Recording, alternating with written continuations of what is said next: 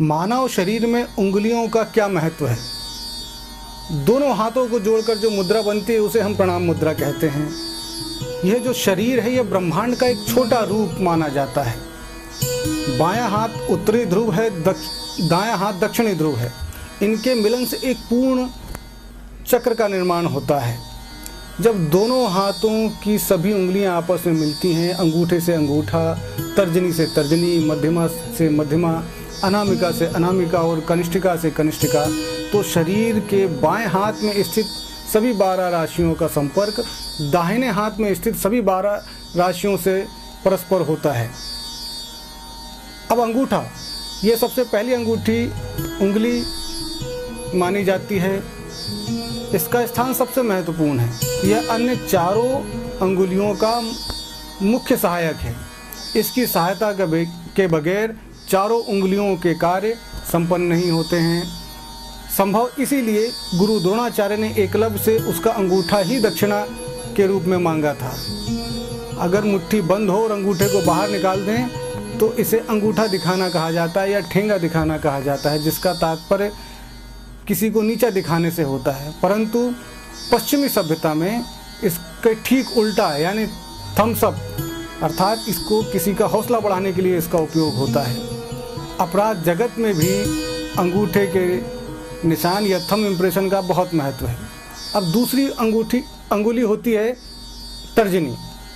यह सबसे ऊर्जावान अंगुली मानी जाती है।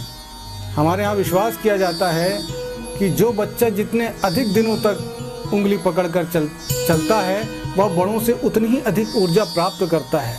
उसका विकास भी उतनी ही तीव्र गति से होता है।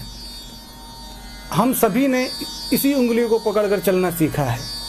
तर्जनी की ऊर्जा इतनी अधिक होती है कि कुछ फल तो इसके संकेत मात्र से ही मर जाते हैं। इसलिए वहाँ किसी को तर्जनी दिखाना अच्छा नहीं माना जाता है।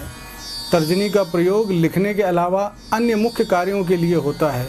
इसकी सहायता जो हमारी बीच की उंगली है, जिसको मध्यमिका बोलते हैं, वह करती है और अंगूठा इसकी सहायता करते हैं। इसकी ऊर्जा का अंदाज मात्र इस बात से लगाया जा सकता है कि किसी भी प्रकार का जप करते समय माला के किसी भी मनके से इसका स्पर्श पूर्णतः वर्जित माना गया है। अब मध्यमिका उंगली, यह हाथ की सबसे लंबी उंगली तो है, परंतु इसका मुख्य कार्य तर्जनी की सहायता करना है। तीसरी सबसे महत्वपूर्ण अंगुली है अनामिका।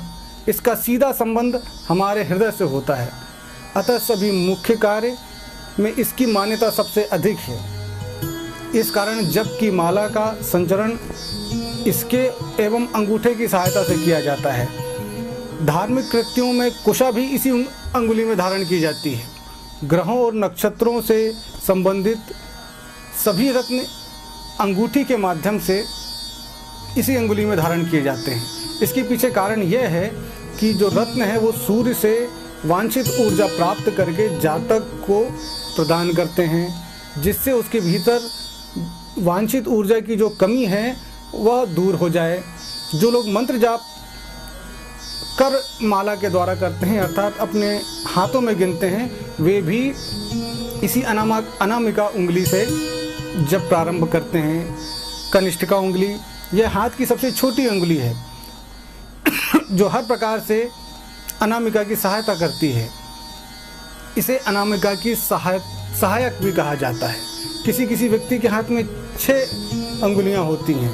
लोगों का विश्वास है कि जिन पुरुषों के दाहिने हाथ में और जिन स्त्रियों के बाएं हाथ में 6 अंगुलियां होती हैं वे बड़े भाग्यशाली होते हैं। ज्योतिष शास्त्र के अनुसार भी 12 राशियों के स्थान उंगली के तीनों पोरों में इस प्रकार होते हैं। जैसे कनिष्ठिका है तो इसमें मेष, वृषभ और मिथुन। अनामिका है तो कर्क, सिंह और कन्या। मध्यमिका उंगली है तो उसमें तुला, वृश्चिक और धनु। तर्जनी है तो उसमें मकर, कुंभ और मीन। हमारा शरीर 5 तत्वों से मिलकर बना होता है। तुलसीदास जी ने भी कहा है, क्षिति जल पावक गगन समीरा, पंच तत्व है अधम शरीरा। ये 5 तत्व भी हमारे हाथों की उंगलियों में किस प्रकार उसको प्रदर्शित करते हैं, आइए जानते हैं। अंगूठे में अग्नि तत्व का वास माना गया है। तर्जनी में वायु तत्व का वास माना गया है। मध्यिका में आकाश तत्व का वास माना गया है, अनामिका में पृथ्वी और कनिष्ठिका में जल तत्व का वास माना गया है। जब 2 या 2 से अधिक अंगुलियों के मेल से योगिक क्रियाएं संपन्न हो जाती हैं तो उन्हें योग मुद्रा कहा जाता है।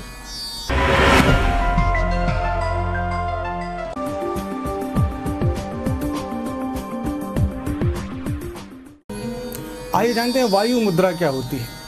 तर्जनी और अंगूठे की जड़ को स्पर्श कराने से वायु मुद्रा बनती है। शून्य मुद्रा, मध्यमिका उंगली और अंगूठे की जड़ को बनाने से शून्य मुद्रा बनती है। पृथ्वी मुद्रा, अनामिका और अंगूठे की जड़ को स्पर्श कराने से पृथ्वी मुद्रा बनती है। अंगूठे, अनामिका और कनिष्ठिका उंगली के स्पर्श कराने से प्राण मुद्रा बनती है।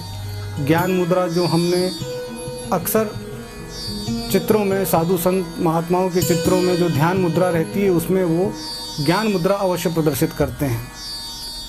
ज्ञान मुद्रा में अंगूठे और तर्जनी को स्पर्श कराने पर ज्ञान मुद्रा बनती है। इसी प्रकार वरुण मुद्रा, अन्य बहुत सारी मुद्राएं हैं जो हमें अनेक तरह के लाभ पहुंचाती हैं। इनके अलग अलग लाभ हैं जो हमारे जीवन में विशेष लाभ देते हैं। दोनों हाथों को जोड़कर मस्तिष्क में पहुंचाने की जो मुद्रा है उसे प्रणाम मुद्रा कहते हैं। प्रणाम मुद्रा से मन शांत और चित्त में प्रसन्नता रहती है। इसलिए आइए हेलो, हाय, टाटा, बाय छोड़ें और प्रणाम मुद्रा को अपनाएं।